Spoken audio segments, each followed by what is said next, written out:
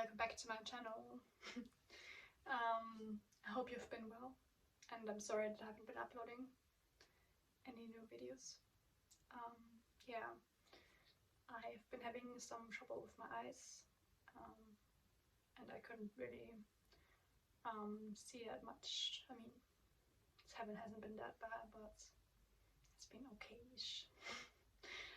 But I'm back, and I wanted to make a new video and just check in with you guys. So yeah, I hope you've been well. Well, I haven't been, yeah. But anyways, I wanted to do the mid-year book freakout tag, because that's a tag that I've seen a lot of booktubers doing, and it looked like fun, so I thought I'd give it a try. There's quite a list of books on this, but yeah, it's fun. I've read a little bit about over 40 books this year. I think 47 or something, I don't know. I should have brought my Goodreads stats with me. But anyways, I wanted to read 100 books again this year. I've succeeded with this goal last year, so why not do it again? And it's fun. And yeah, so I can show you what I've been reading so far. Yeah, this year has been quite a good year for me, because I haven't DNF'd any books. And last year I DNF'd 2. I think one was Paradise Lost by John Milton, which is, I don't know why, but I think it was a bit too heavy, too linguistically challenging for me, as I'm not a native speaker myself, I don't know. And I speak English very well, but the English in Paradise Lost is very complicated, even for English-speaking people, and I didn't have the headspace to read something of that sort, so I put it away. And also, I'm not that into the Bible, and to really enjoy Paradise Lost, you have to know the Bible very well, which I don't. I mean, I do to an extent, because I've been in a Catholic private school when I grew up, but that's, yeah, still, I struggled. So if you're thinking about reading Paradise Lost, beware. It's quite a challenge, I know. And the second book of DNF last year was Columbine by Dave Cullen. And the cover is a bit bleak, which makes sense given the school shooting and stuff. And I thought it would be fitting. I thought it would be well researched, and everyone talked about it and was like, this book really gets into it, and doesn't put the perpetrators on a pedestal, or treats them differently, or describes them as good citizens. But it's not quite the case. Dave Cullen really, I don't know, I think he misses the mark, because he writes about them as normal schoolboys, and like, but then on the other hand, he talks about them being psychopaths and analyzes them, which is all quite well, but I don't really think they were psychopaths per se. I mean, they were really deranged, obviously. But I think the school system is to blame too, and the surroundings they grew up in, and the cover and the picture of the school should say a lot. I mean, imagine going to this school.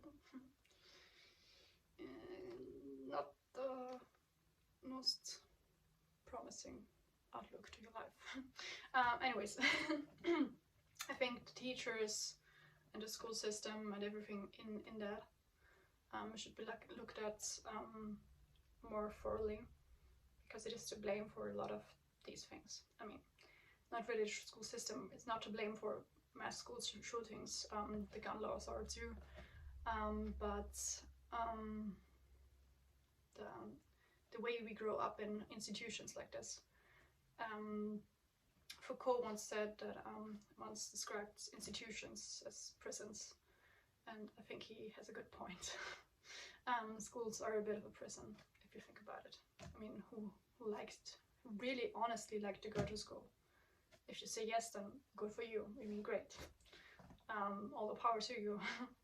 I wish I could say the same, but it's just unnatural to go to a school every day when you grow up, when you have so many other things and so many other thoughts in your head, and you develop into a fully functioning person. Yeah, that's deep. And you have to go to school. I mean, it stifles your development greatly. I mean, not to say that school in itself stifles your development, but the way it's structured right now should be a bit more open. Like, you can choose when you go to school, or you can choose your own classes, like in university, something like that. Just a thought. Yeah, but enough about last year. I want to talk about this year's books. And the first book I want to talk about is the best book I've read this year so far. And that is The Last Support and the Miracles at Little No Horse. I knew nothing about this book except that it has a very complicated title. And I wasn't sure what No Horse meant when I read the title. But it turns out Little No Horse is a place in the book, and centers around a priest who's actually a woman. I've talked about this briefly, and I plan to do a review on it, but it's a difficult book. It's difficult to explain. It's kind of an odyssey into her life when she changes, she adapts herself to the priest status and changes from a woman to a man out of necessity, not really out of gender.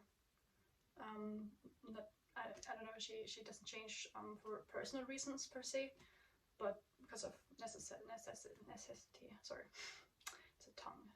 It's a bit of a difficult word to pronounce. But anyways, and she's quite an interesting person to put it at the center of a book, and it's written very intricately as well. Yeah, that's the best book I've read so far, and it's truly magnificent. So if you can and you haven't read anything by her, then give her a try, because it's worth it. I promise. Anyway, another favorite of mine this year has been Sea of Tranquility by Emily St. John Mandel. She wrote Station 11. And Station 11 has been quite a hit last year. It's a bit strange to say quite a hit. But it's about a pandemic, and it's fitting. And Sea of Tranquility is a kind of similar. It's about a pandemic and about time traveling. Yeah, and I'm not gonna say much more because it's spoilery. But it's very beautiful, and it's beautifully written. I don't know, I like books for their feeling. The general feeling, and it has a similar feeling to The Last Support and the Miracles at Little No Horse, the unpronounceable title. Anyways, the next question was the best sequel I read this year so far. And I haven't read that many sequels this year, but I've read Nevernights, the second part. I've forgotten what it's called, and it's probably not that important because we're shit. So, no, I don't know, I stopped the series after this book, and that should say a lot. The first one was great. the second one was just not it. I don't know if the third one would be better. The second one's just a bit too violent for me, and too little plots, and sometimes a bit, I don't know, J. Christoph likes his girls feisty, and he has some sexist opinions, and that's all I'm gonna say. Anyways, moving on, you want to know the best sequel I've read this year. The best sequel I've read this year is Camelot Betrayal. That's this one here, The Camelot Betrayal. And it's a Arthurian myth, if you couldn't. It's like kind of fan fiction. No, that's a bit harsh. It's not fan fiction, but it's like there's the Arthurian legend, and then there's the Camelot trilogy. And it's about Guinevere, on the cover there, and her story, kind of. There's some changes to the original story. She has magical powers once. I mean, yeah. And she also falls in love with Mordred. And Mordred is hot. That's a bit fanfiction-y. But yeah. I really liked it and really enjoyed it because it felt like something easy to read and accessible. And I really loved the series. I've read the third part of it too and loved it as well. It's not that deep. It's not that deep, bro. But it's quite fun. Yeah. That's that. The next question is a new release you haven't read yet but want to. Well, I haven't read To Paradise by Yanagara. Sorry. There it is. And it's beautiful. I really like the big books because they feel so special to read. Anyways, To Paradise.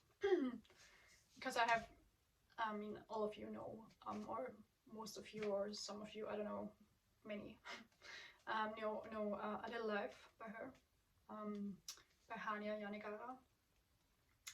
And I haven't read that yet, too, either. But I heard some good things about it, and I read an excerpt, the first paragraph, and I really liked her writing style because it felt so easy to get into. And everyone's just talking about how sad it is and how profound and how, I don't know, how traumatizing. Some people call it the worst thing ever.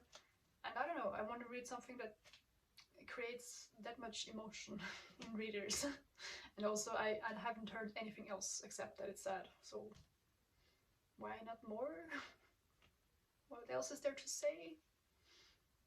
I mean, yeah, so I want to read that, and I also want to read To Paradise, which came out this year or last year, I don't know, let's check.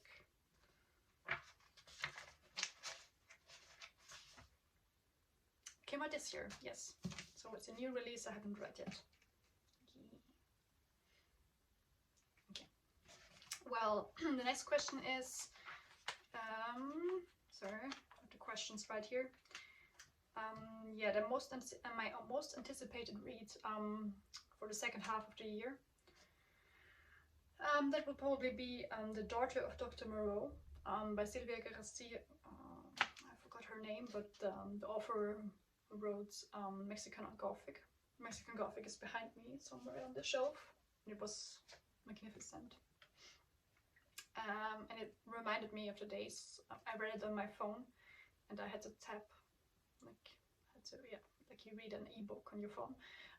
But somehow I felt reminded of my old days when I read books on my phone late at night, and it felt kind of nostalgic. And yeah, the story is good as well.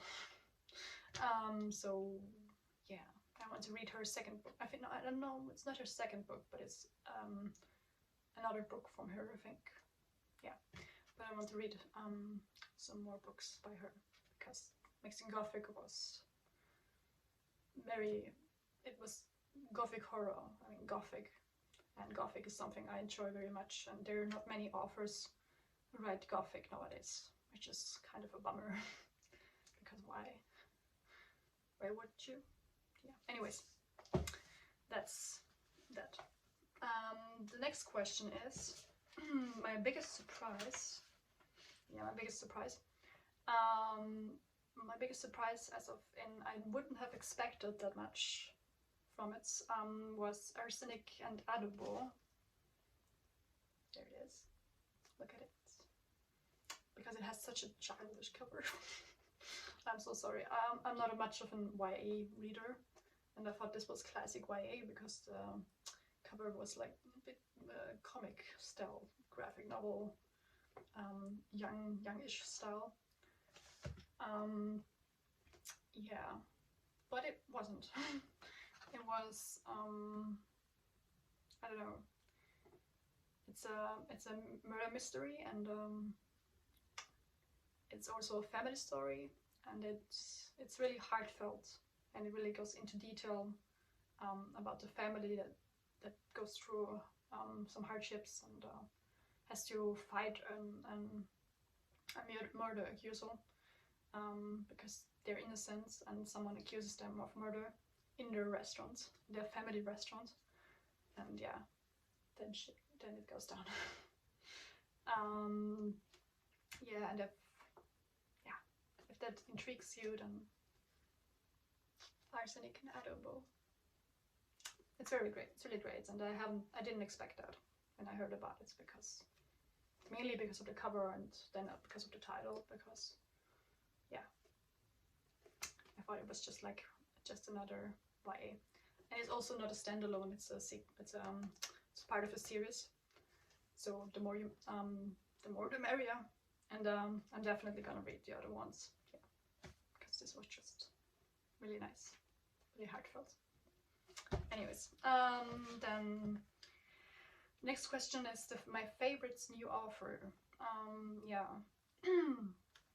I have an author I really liked. I enjoyed getting to know. Reading something by, and that is Sarah Anderson. And it's actually a graphic novel. It's called Fangs. It has beautiful deckled edges. Look at this. It's a vampire werewolf love story. That should say it all. It's not like Twilight, obviously. I wouldn't have liked it. But anyways, Twilight wasn't that bad, but it was kind of. But you get what I mean. It's not like Twilight. It doesn't take itself that seriously.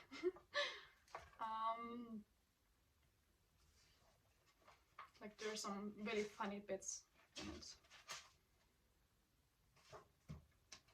Like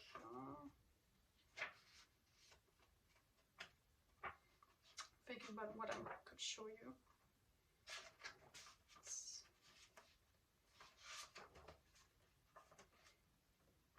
Like this. It's very funny.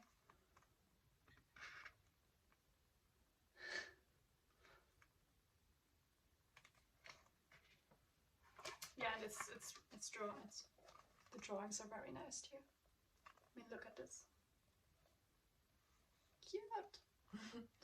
And she's like very moody and the typical vampire, and he's like a golden retriever and doesn't want to hurt anyone, except that he's a wolf, and yeah. But it's not that important, and they love each other. Yeah, it's very nice. It's very romantic and cute. The next question is my newest fictional crush. And yeah, I have two. And I just had one before I started the video, but then I read a bit more of my current read, which is The Invisible Life of Eddie LaRue. And I think you've heard about it. I don't know if you've heard about it, but it's quite popular. And I loved it. I love it so much so far. And I don't have a crush on the main bad guy, like you would suppose. But I have a crush on Henry. Henry, I think his last name is Strauss. Yeah, Strauss. Henry Strauss. Because he's the innocent love first love, or like really important love in Idy's life. She's had many other first loves, but he's special. In a way I won't describe to you because it would spoil so much. Anyways, he's very cute and very wholesome, so I would say him. And the other biggest crush, US crush, is Mordred from the Camelot's Rising trilogy, because he's not like the Mordred I know. He's more like the opposite. Mordred in the Arthurian, the series, like the Merlin series, is very nerdy. I mean, not nerdy, but like, I don't know, basic.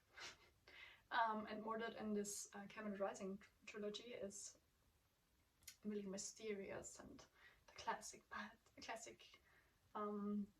guy with a good guy side, and he only means the best for her, and it's all the whole shebang. And yeah, it just works. Then the next question is, next from the tag, is a book that made you cry. A book that made me cry. I thought about this, and I haven't read that many sad books this year, which is good, I suppose. I want to read more sad books sometimes, because I don't know, sometimes I want to read happy books, and sometimes I want to read melancholic books. And this year I read more happy books so far. But a book that made me cry was Butter by Asako Yusuke. And it's a book I don't see anyone talking about, which is a shame. But it's been a bestseller in Japan. And nobody has heard about it here. I mean, not nobody, but I don't hear many people talk about it, obviously. It's about a female serial killer who gives an interview, but she only wants to talk about food. She's kind of a food connoisseur.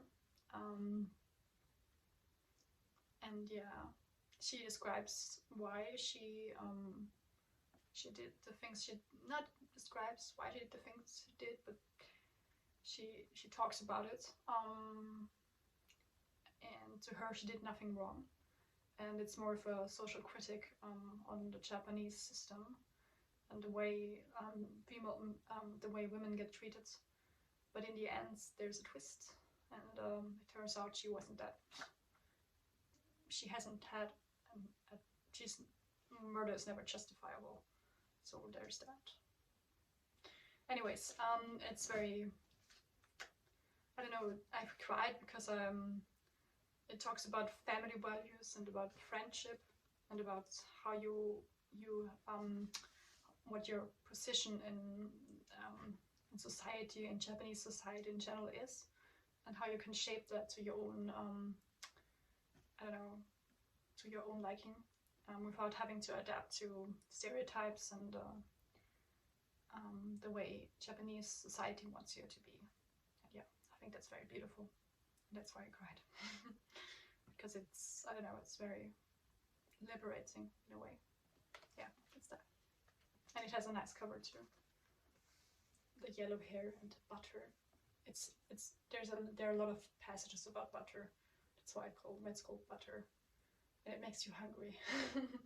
It really makes you hungry, because there are so many recipes that you want to cook and that get described very thoroughly.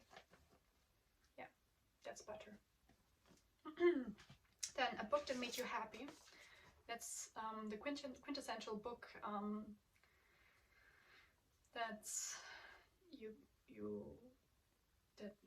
makes you like innocently happy. That's the 2000s Made Me Gay. Essays on Pop Culture by Grace Perry. And there are a few really cute essays in there.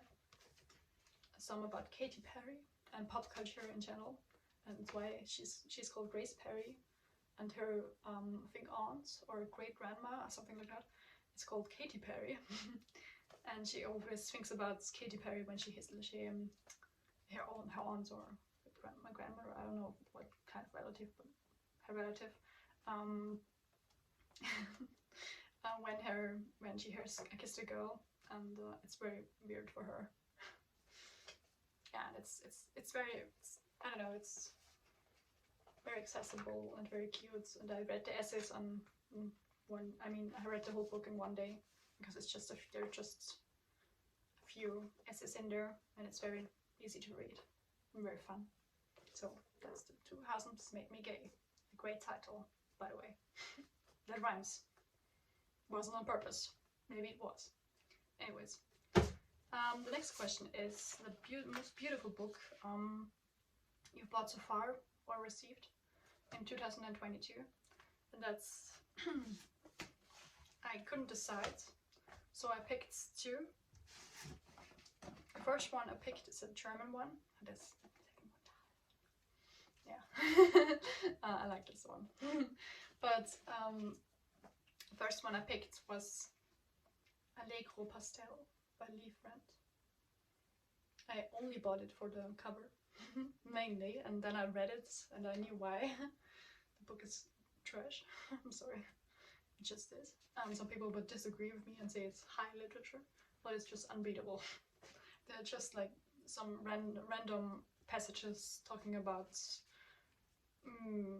modern love and talking and chatting and talking on the phone, and how hard it is to never really communicate but talk with somebody on the phone, and how hard it is to be cool. And I just felt like the book wanted to be really profound and wanted to tell something with meaning and wanted to be cool in its own way, but it just felt really flat. But the cover is stunning. I mean, look at it. Just look at it. It's so atmospheric. Makes you feel, I don't know, and it's just, I don't know, I like this kind of style. Over the top. And when I first bought it, I thought it would be a cover and inside the cutout, but it doesn't have a cutout, so very, very disappointing. It's kind of still beautiful. Yeah, that's that. Well, and the second one I picked, you've already seen, and that's The Invisible Life by Edith Rue. I'm currently reading it, and it's the illustrated anniversary edition, and it's illustrated, and no one talks about it. I don't know why. There's an anniversary edition, guys, and it will blow your mind. It's illustrated, so people, come on, why are you not talking about this? I mean, seriously, why? Anyways, more for me, I guess. Yeah, and I really enjoyed it so far. It's really lovely. It's a bit sad because the main character gets forgotten by everyone that ever meets her. She's been cursed for a reason. She wished for something, and the evil god that granted her wish, also cursed her in the process, which is never good.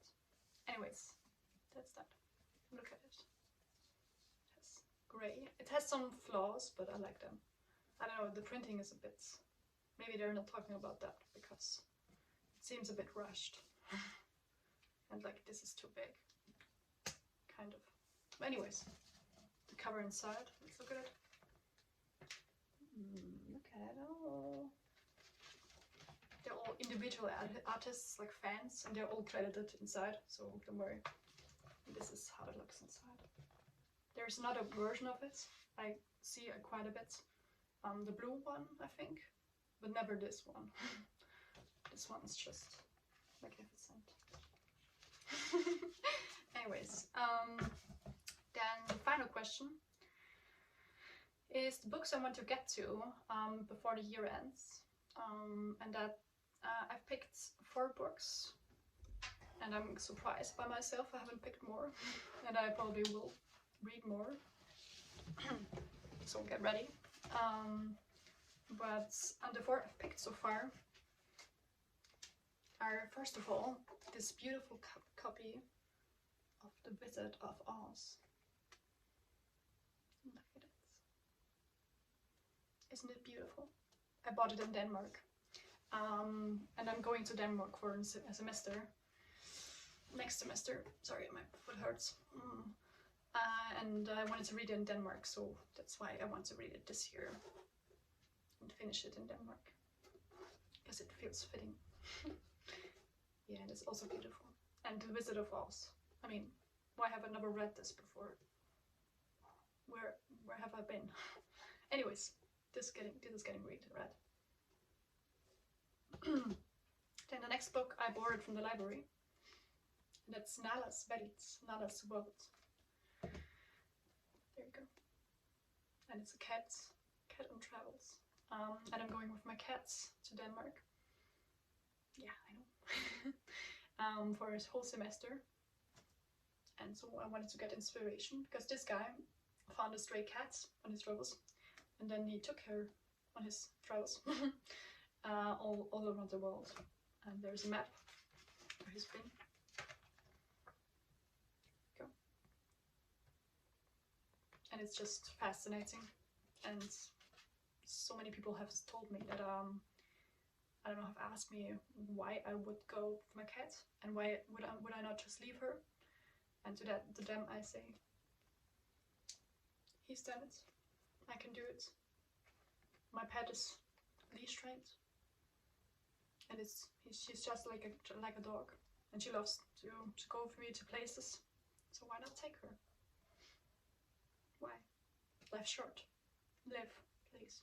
Anyways, the next two books, the final books, I want to read before the year ends, are first My Little Life, like I've said, this massive book. And I want to cry. Please let me cry.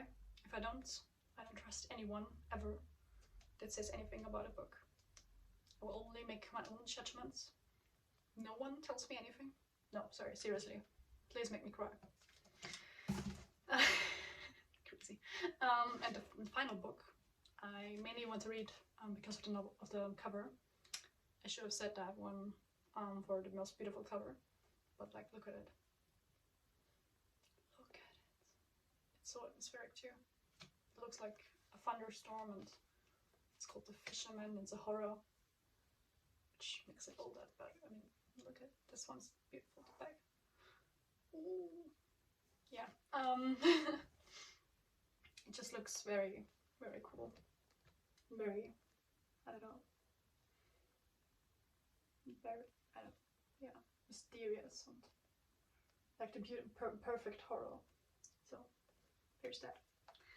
So yeah, so far I feel like it's quite a satisfying year for books. Not as good as last year, I think, because last year I've been very excited about getting to 100 books for the first year, for the first time ever. But this year it's very nice too. So let's hope for better, for even greater years in the future. And I hope I'll see you soon and upload videos more regularly. And until then, see you next time. Bye!